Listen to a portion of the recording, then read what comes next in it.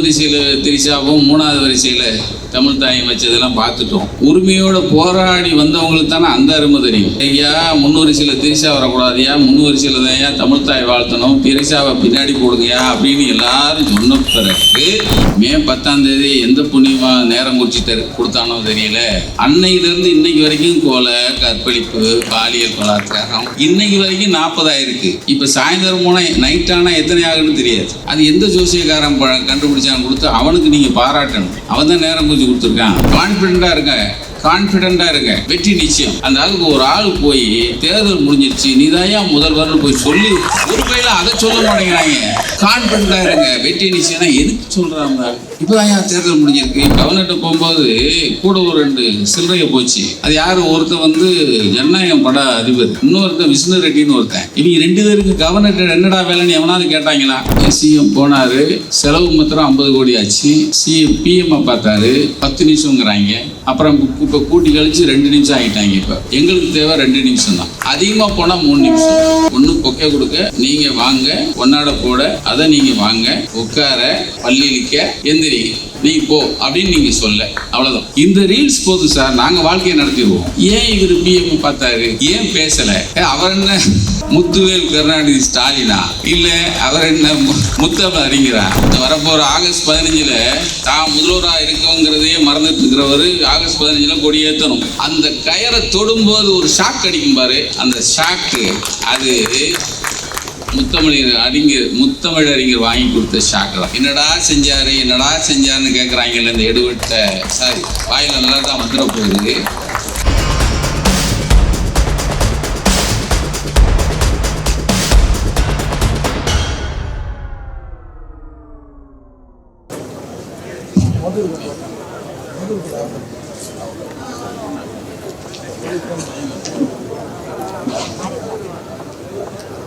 பொன்னாடை போட்டு திருப்பி வாங்கிடுறாங்க. மறுபடியும் இன்னொரு ரவுண்ட் வருமானு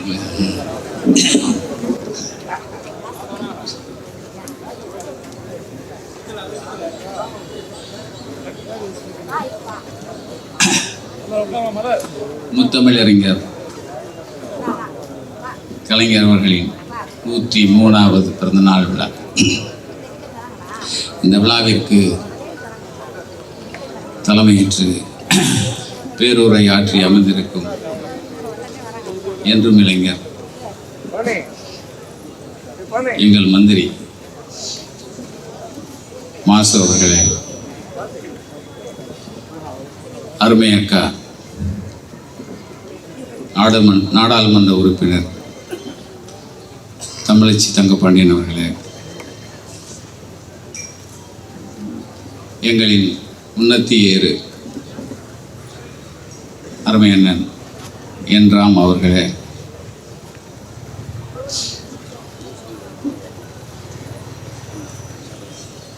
எங்களின் இன்னொரு முன்னத்தி ஏறு அருமை அண்ணன் சோ வீரபாண்டியன் அவர்களே, துணை மேயர் அவர்களே, மேடையில் அமர்ந்திருக்கும் பெரியவர்களே, இந்த விழாவிற்கு வருகை தந்திருக்கும் தோழர்களே, பெரியோர்களே, நண்பர்களே, தாய்மார்களே, முக்கியமாக பத்திரிகையாளர்களே, நக்கீரன் வாசகர்களே, உங்கள் அனைவரையும் வணங்குகிறேன்.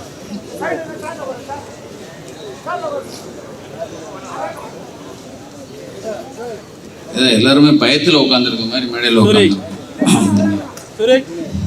வேர்க்கு நல்ல லைட்டை போட்டு பிறந்த நாள் அதுவுமா நாங்கள் பயத்தில் பேசுகிற மாதிரியே இருக்கு.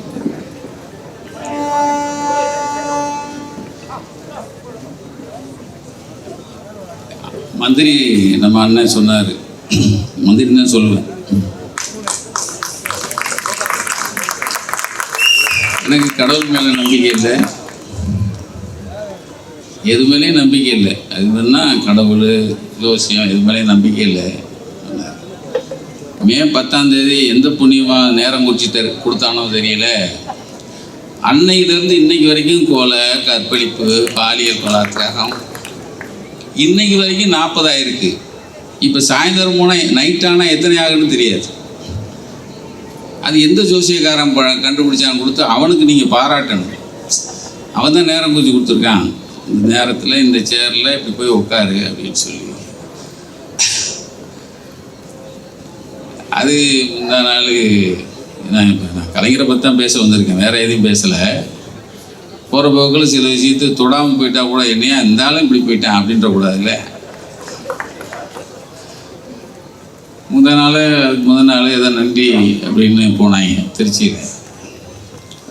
அது முடிக்கும்போது கான்ஃபிடெண்ட்டாக இருங்க, வெற்றி நிச்சயம். அந்த ஆளுக்கு ஒரு ஆள் போய் தேர்தல் முடிஞ்சிருச்சு நீதாயா முதல்வர்னு போய் சொல்லி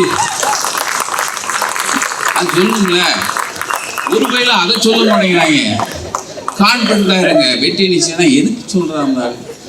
இப்போதான் தேர்தல் முடிஞ்சிருக்கு, இப்போதான்டா இழுத்து அது 3-4 தடவை கவர்னர்கிட்ட போய் நீ கவனிச்சிங்கன்னா தெரியும். கவர்னர்கிட்ட போகும்போது கூட ஒரு 2 சில்லறையை போச்சு.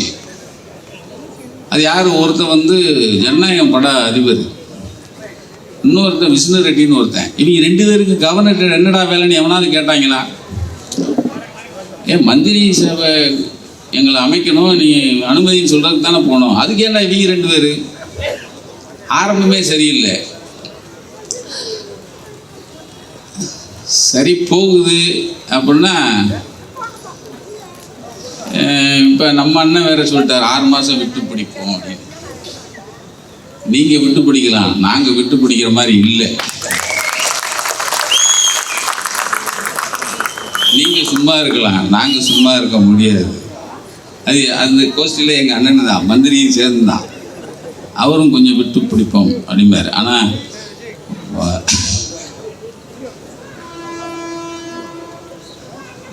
கொஞ்சம் வருத்தமாக தான் இருந்துச்சு. சரி, நான் எங்கள் அண்ணன் சூவேன்னு தான் புலம்புனேன். சரி அப்புறம் பேசுகிறேன்.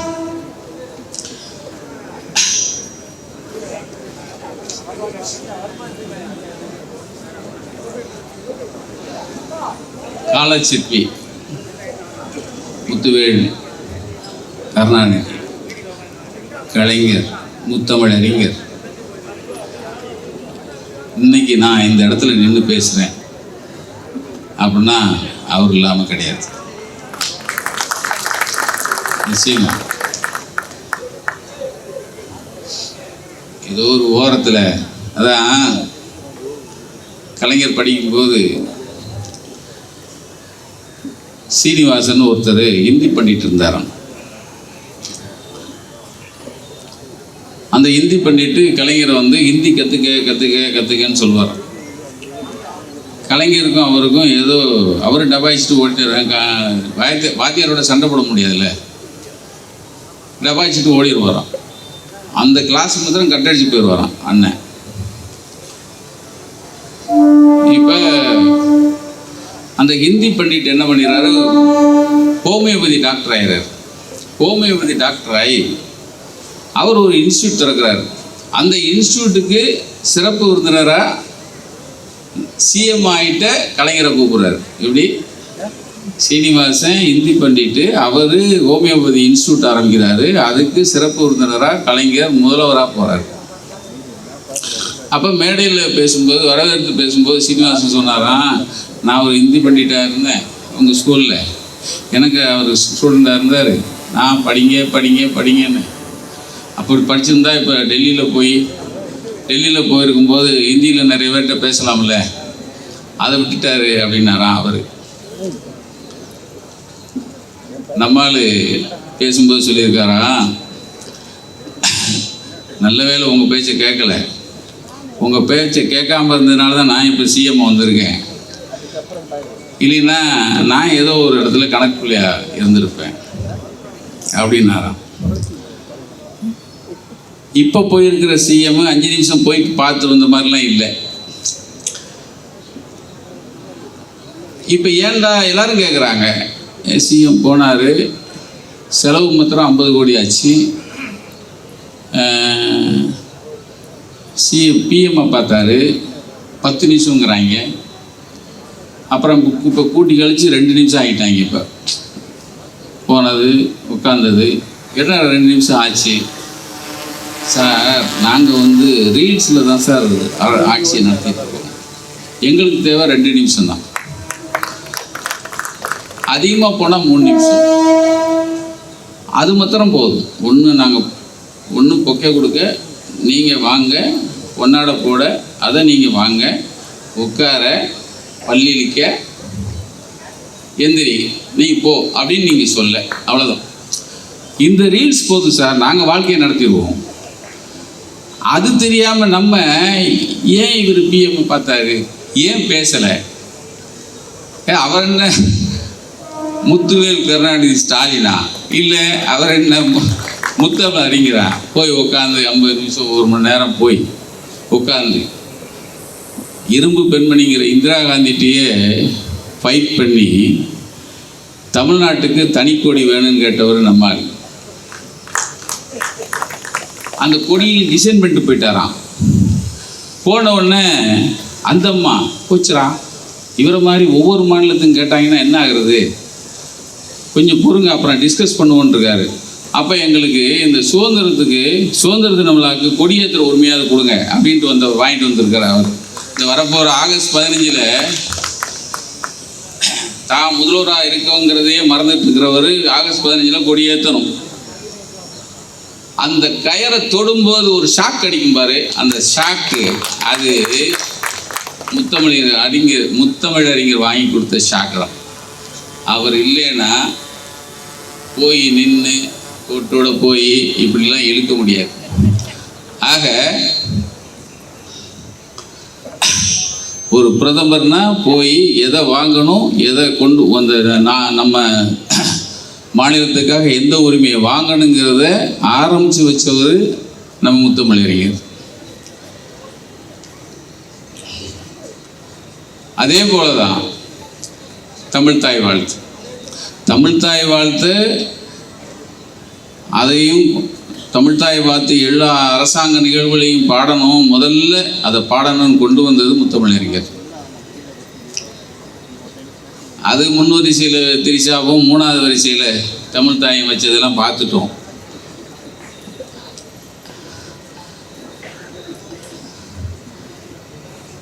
ஏன்னா உரிமையோடு போராடி வந்தவங்களுக்கு தானே அந்த அருமை தெரியும். அதுக்கப்புறமா எல்லாரும் சொல்கிறாங்க, ஐயா 3 வரிசையில் திரிசா வரக்கூடாதுயா, 3 வரிசையில் தான் ஐயா தமிழ்தாய் வாழ்த்தணும், திரிசாவை பின்னாடி போடுங்கயா அப்படின்னு எல்லாரும் சொன்ன பிறகு இல்லை அடுத்த நிகழ்வில் நாங்கள் தமிழ்தாய் வாழ்த்து பாடும் அப்படின்னு இந்த சிலுண்டுகள்லாம் சொல்லிச்சு. கடைசியில் பார்த்தா எங்கோ ஒரு காலேஜ், அங்கே நன்றி சொல்கிற கூட்டம், அந்த கூட்டத்தில் தமிழ்தாய் வாழ்த்து அங்கே போய் பாடினாங்க. சரி, அது போட்டும். இப்போ அங்கே சூரியன் சொன்னேன், அனுபவிச்சு தானே ஆகணும். சில இதை நல்லதாக பார்த்துட்டு இருக்க முடியாதுல்ல, இதெல்லாம் பார்க்கணுங்கிறது ஒரு விதி. அவருக்கு அது விதி மேலே நம்பிக்கை இல்லை. ஆனால் நான் சொன்ன விதி அதை பார்த்து தான் ஆகணும். ஏன்னா ரொம்ப நல்லதாக பார்த்துட்டு நல்லதையே பார்த்துட்டு இருக்க முடியாது. இப்படி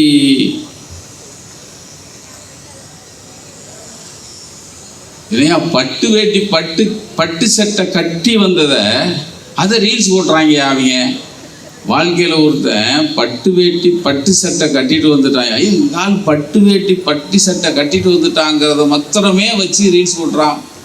அதை பார்க்குறான். இந்த நாடு எதை நோக்கி போகுது?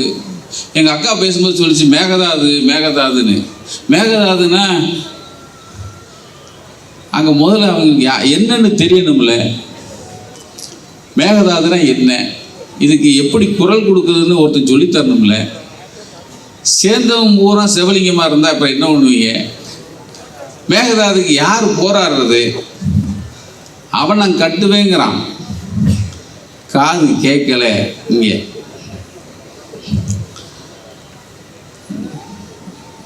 மறுபடியும் அதுக்குள்ளே தான் போக தோணுது. நாம் இங்கே திருப்பி கொண்டு வர வேண்டியதாக இருக்கு. எனக்கு நான் இங்கே நிற்கிறதுக்கு நான் கலைஞர் தான் காரணம்னு சொன்னதுக்கு நிறைய காரணங்கள் இருக்குது. அவரோடு சேர்ந்து கொஞ்ச நாள் நாங்கள் பணியாற்றியிருக்கோம். மேடையில் இருக்கிற அத்தனை ஜாம்பவான்களும் அவரோடு இருந்து கொஞ்ச நாள் பணியாற்றினவங்க தான். ஆனால் ஒரு மனுஷன் 80 வயது 85 வயது வரைக்கும் ஒரு நாள் 4 மணிலேருந்து 5 மணி நேரம் மாத்திரம் உறங்கிட்டு மற்ற நாட்கள் பூராமே நமக்காக வேலை பார்த்த ஒரு ஒரு ஒரு மனுஷன் இருக்கார் பாருங்க. அந்த மனுஷன் தான் 85 வயசுக்கும் ஒரு 9 வயசு கழிச்சிட்டேன் நான், அவ்வளோதான். ஒரு நாள் தூக்கங்கிறது 4 மணி நேரம் இரவு, பகலில் 1 மணி நேரம், 5 மணி நேரம் தான். அந்த மிச்சம் இருக்கிற காலங்கள் பூராமல் அது பதவியில் இருந்தாலும் சரி இல்லைனாலும் சரி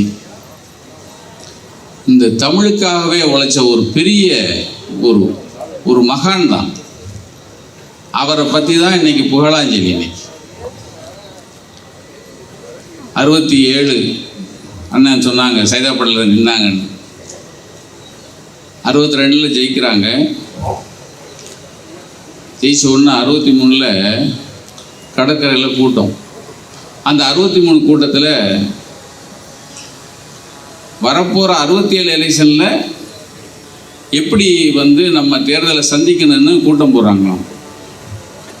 கூட்டம் போட்டோடனே அப்போ கலைஞர் தான் சொல்கிறாராம், 67 தேர்தலில் எத்தனை தொகுதியில் நம்ம நிற்க போகிறோம் அப்படிங்கிறத எப்பயே முடிவெடுக்கணும். இப்போ 63 62 ஜெயிச்சு ஒரே வருஷத்தில் 67 செலெக்ஷனில் வந்தால் எலெக்ஷன் வரும்போது நம்ம எத்தனை தொகுதியில் நிற்க போகிறோன்னு அப்பயே கணக்கெடுங்கிறார். அப்போ 200 தொகுதியில் நிற்க போகிறோம். 200 தொகுதினா ஒரு தொகுதிக்கு நம்ம 5000 மேனிக்கு செலவு வச்சோம்னா 200 தொகுதிக்கு நம்ம தேவை 10 லட்சம் ரூபாய். 10 லட்சம் ரூபாய் யார் புரட்ட போகிறோம் அப்படின்னு கலைஞர் சொல்கிறார். அப்போ எல்லாரும் ஒருத்தர் பார்த்துக்கிறாங்க. இப்போ தானே ஜெயிச்சு வந்தோம், ஒரு வருஷம் தானே ஆயிருக்கு, இன்னும் 67 வர்றதுக்கு இன்னும் எத்தனை நாள் இருக்குது, அதுக்குள்ளே ஏன் அவசரப்படுறேங்கிறாங்க. இல்லை திட்டமிடணும். அப்போ 66 வலசரவாக்கத்தில் ஒரு சிறப்பு மாநாடு ஒன்று போடுறாங்க. அந்த மாநாட்டில் கலைஞர் நான் பொறுப்படுத்துக்கிறேன்னு 63 சொல்லிடுறாரு. 66 சிறப்பு மாநாட்டில் அண்ணாட்ட 11 லட்சமாக கொண்டு போய் கொடுக்குறாரு. அப்போ 67 தேர்தல் வேட்பாளர் அறிவிப்பு வருது. வேட்பாளர் அறிவிப்பு வரும்போது ஒவ்வொரு தொகுதியும் யாரெல்லாம் நிற்கிறாங்கன்னு சொல்லிட்டு வரும்போது சைதாப்பேட்டைன்னு நிறுத்துறாராம் கலைஞர். அறிஞர் அண்ணா சைதாப்பேட்டை அப்படின்னு நிறுத்துறாராம். மறுபடியும் சைதாப்பேட்டை அப்படின்னு 2வது தடவை அனௌன்ஸ் பண்ணுறாராம். 2வது தடவை அனௌன்ஸ் பண்ணி அவர் சொன்ன பேர் என்ன தெரியுமா? 11 லட்சம் அப்படின்னாராம். இந்த சைதாப்பேட்டைக்கு கலைஞர் நிற்கும்போது அவர் வச்ச பேர் 11 லட்சம் அப்படின்னு. அப்போ கலைஞர் இருந்துச்சு, அண்ணா பக்கம் வந்திருக்கார். அதான் ஜெயிச்சு பொதுப்பணித்துறை அமைச்சராகி தமிழ்நாட்டுக்காக உழைப்பு அதாவது பதவியிலிருந்து உழைச்சது இங்கேருந்து தான் ஆரம்பிச்சது. அதே மாதிரி திருவாரூர், மறுபடியும் திருவாரூருக்குள்ளே போகிறேன். திருவாரூரில் சேதுராம ஐயர்னு ஒருத்தர், அவங்க பள்ளிக்கூட ஆசிரியர், 7ஆம் வகுப்பு ஆசிரியர் சேதுராம ஐயர். படித்து முடிச்சிட்டாரு. மறுபடியும் அதே ஊருக்கு போகிறாரு. ஆசிரியர் கூட்டணி மாநாடு ஒன்று நடக்குது, அதில் கலைஞர் போகிறாரு. அந்த மாநாடு வரும்போது சேதுராம ஐயர் எங்கன்னு கேட்குறாரு. அவர் ரிட்டையர்ட் ஆகிட்டாருன்னு சொல்கிறாங்க. அவர் படித்த ஸ்கூலில் தான் அந்த மாநாடு. ரிட்டையர்ட் ஆனால் விட்டுருவீங்களா அப்படின்னு கேட்டாராம். இல்லை, ரிட்டையர்ட் ஆகிட்டார், வீட்டில் இருக்காருன்னு. சரி, இன்னும் முடித்த உடனே அவர் நண்பரை திண்ணனை கூப்பிட்டு சேதுராம ஐயர் வீட்டுக்கே போகிறார். போனால் அவர் ஆசிரியர் வீடு எப்படி இருக்கும் அது போல் இருந்திருக்கு. உட்கார சேரில் எல்லாம் எல்லாத்தையும் அப்படியே பரபரத்து இருந்திருக்காரு. இவர் வேகமாக போய் ஒரு பெஞ்சில் உட்காந்துட்டார். நான் பெஞ்சிலே இருக்கேன், ஏன்னா உங்கள் முன்னாடி நான் பெஞ்சில் தானே உட்காந்தேன்னு உட்காந்துட்டாரான். அப்போ சிஎம் அவர். அப்போ உட்காந்துட்டு, அப்போ என்ன திடீர்னு வந்திருக்கீங்க, எனக்கு அதெல்லாம் தெரியாது அப்படின்னு ஒன்று. இல்லை, நீங்கள் நான் உங்கள் கூட படிக்கும்போது எனக்கு ஒரு சின்ன நினைவு இருக்குது. அப்படி சொன்னாராம். என்னப்பா சொல்லு, இந்த கற்றையாளர் நோட்டு பூராமே ஒரு 55 நோட்டை கொடுத்து என் கையில் கொடுத்து நீ போகும்போது வீட்டில் கொடுத்துட்டு போன்னு சொல்லிடுவீங்க. உங்கள் வீடு இருக்கிறது ரொம்ப தூரம், ஆனால் நீங்கள் சொல்லிட்டீங்கன்னு நான் தூக்காமல் போக முடியாது. 55 நோட்டு நல்ல கனமாக இருக்கும்.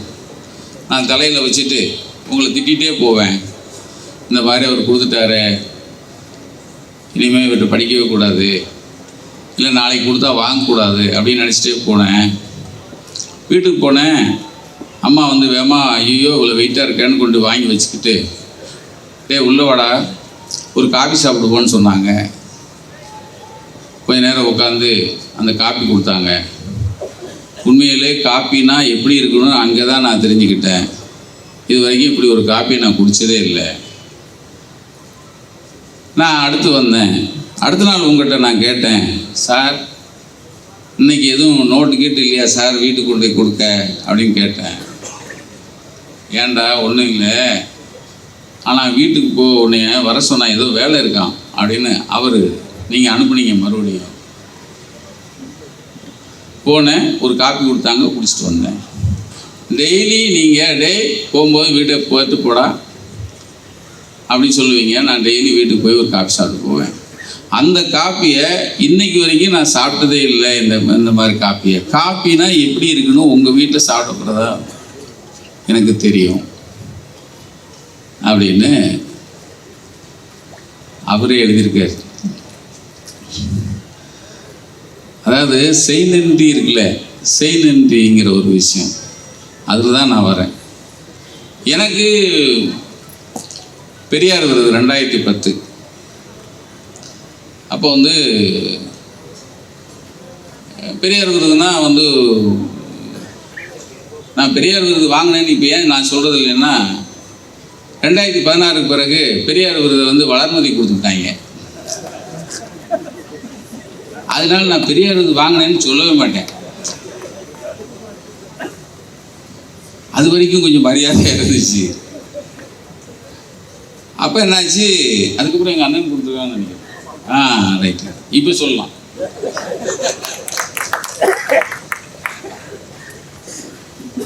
அப்போ எனக்கு நாள் ஒரு கலெக்டர் ஃபோன் பண்ணார்.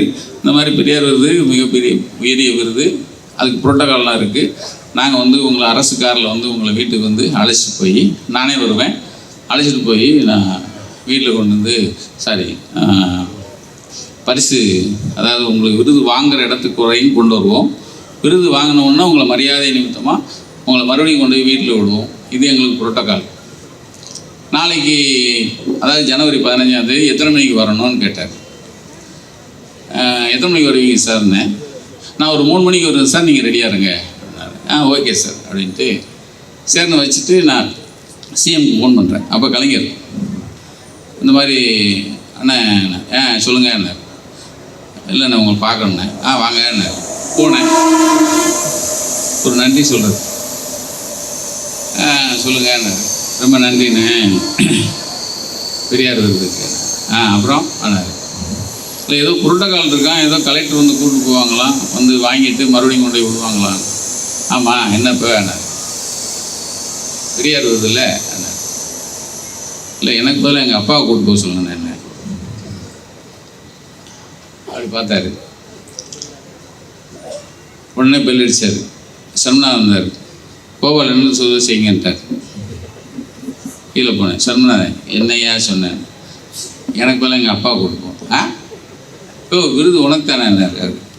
இல்லை எங்கள் அப்பா கொடுப்போம், நான் சொல்லிட்டேன் மேலே. இது அப்படியே ஷார்ட்டை கட் பண்ணி நான் 73, 68, 69க்கு போகிறேன். ஷார்ட்டை கட் பண்ணி 63க்கு போகிறேன், 67, 68க்கு போகிறேன். அப்பா வந்து ஐஎஸ்ல பியூனாக ஒர்க் பண்ணிகிட்டு இருக்காங்க. அவருக்கு சம்பளங்கிறது ஒரு 180 ரூபா எவ்வளோ வாங்கிட்டு இருந்தாங்க. இப்போ நான் பள்ளிக்கூடம், எங்கள் வீட்டில் 4 பிள்ளைகள் பள்ளிக்கூடம் படிக்கணும்னா நீங்கள் காலையில் ஃபீஸ் கொண்டு வைக்கணும்னா ப்ரைவேட் ஸ்கூலில், முதல்ல நகராட்சி ஸ்கூலு அப்புறம் ப்ரைவேட் ஸ்கூலு. ப்ரைவேட் ஸ்கூலில் பண்ணும்போது ஒரு 30 ரூபா ஃபீஸ் கட்டணும். 30 ரூபா 4-5 நாள் கொடுக்காதனால என்னை வெளியே வச்சுட்டாங்க. நான் அம்மாட்ட வந்து சொல்கிறேன், அம்மா வந்து அப்பாட்ட சொல்கிறாங்க. அப்பா வந்து டே காலைல ஆஃபீஸ் வந்து வாங்கிட்டு போய் சொல்லுவானே அப்படின்ட்டாங்க. காலைல போகிறேன், காலைல ஐஎஸ் ஆஃபீஸு வாசலில் நிற்கணும். அப்பா பியூனு அதை கடைநிலை ஊழியராக இருக்கிறதுனால அந்த இதெல்லாம் போட்டுக்குவாங்க. வந்து ஒரு கார் நிற்கும், கார் அப்பா போய் திறப்பார். அந்த உள்ளேருந்து ஒரு ஏஐ வருவார் ஃபைல்லாம் எடுத்துகிட்டு. அப்போ எங்கள் அப்பா வந்து ஃபைலை போய் வாங்கிக்குவாங்க. அவர் சாப்பாடு கூட வாங்கிக்குவாங்க. கதவை திறந்து கதவை திறப்பாங்க, சாப்பாடு கூட வாங்குவாங்க, ஃபைலை வாங்குவாங்க. அவர் போயிடுவார், கதவை அடைச்சிட்டு போயிடுவார். அடுத்து ஒருத்தர் வருவார், ஜீப்பில் வருவார். ஜீப் அப்பா கதவை திறப்பாங்க, மறுபடியும் அடுத்து ஒரு கான்ட்ராக்ட் வருவார். அந்த கான்ட்ராக்ட் யாருன்னா எங்கள் தமிழ்ச்சேக்காவோட அப்பா தங்கப்பாண்டி அண்ணன் வருவார். அவருக்கு எங்கள் அப்பா கதவை திறப்பாங்க. அவர் இறங்கி வருவார். அவர்கிட்ட தான் எங்கள் அப்பா சொல்லுவார், அவர் தான் அணுக்கமாக பேசுவாங்க எங்கள் அப்பாவோட. யார்? நான் என் பையன் ஸ்கூலுக்கு ஃபீஸ் கட்டணுமா, அதான் வந்திருக்கேன் அப்படின்னு அவர்கிட்ட ஒரு 50 ரூபா வாங்கி என் கையில் கொடுத்து வீட்டில் போய் 30 ரூபா 20 ரூபாய் அம்மாட்ட கொடு, 30 ரூபாய் ஸ்கூலில் கட்டுன்னு அனுப்பி விடுவார். இது ஒரு காலம் நான் சொல்கிறது. இப்போ ஷார்ட்டை கட் பண்ணி 2010 ஜனவரி 15 எங்கள் ஆஃபீஸ்க்குள்ளே தான் வீடு. மத்தியானம் 3 மணிக்கு ஒரு அரசு வண்டி வீட்டுக்கு ஆஃபீஸ்க்கு வருது. எங்கள் அப்பா அதுக்குள்ளே நான் போய் சொல்லி, கொஞ்சம் அப்பா வெயிட் செட்லாம் மாற்றிக்கிங்க, உங்களை கூப்பிட ஆள் வருது. ஏன்னா அப்படின்னாரு. இல்லை உங்களை கூப்பிட்டு போகிறாங்க. நான் அப்பாவோட எங்கள் அத்தான் வந்தாங்க. 2 பேரும் கீழே இறங்கி போகிறாங்க. நாங்கள் எல்லாருமே கீழே வந்து ஒளிஞ்சு பார்க்குறோம். கீழே அந்த காரில் வந்த கலெக்டர் கதவை திறக்கிறாரு. எங்கள் அப்பா உள்ளே போகிறாரு. கலெக்டர் கதவை சாத்துறாரு, எடுத்துகிட்டு போகிறாங்க. இதுதான் கலைஞர். ஒரு காலத்தில் எங்கள் அப்பா அவங்க மேலதிகாரிக்கு கதவை திறந்தார். அதே அப்பாவுக்கு ஒரு கலெக்டர் கதவை திறக்கிறார். என்னடா செஞ்சாருன்னு கேட்குறாங்கல்ல இந்த எடுவட்ட. சாரி, வாயில் நல்லா தான் வந்துட போகுது.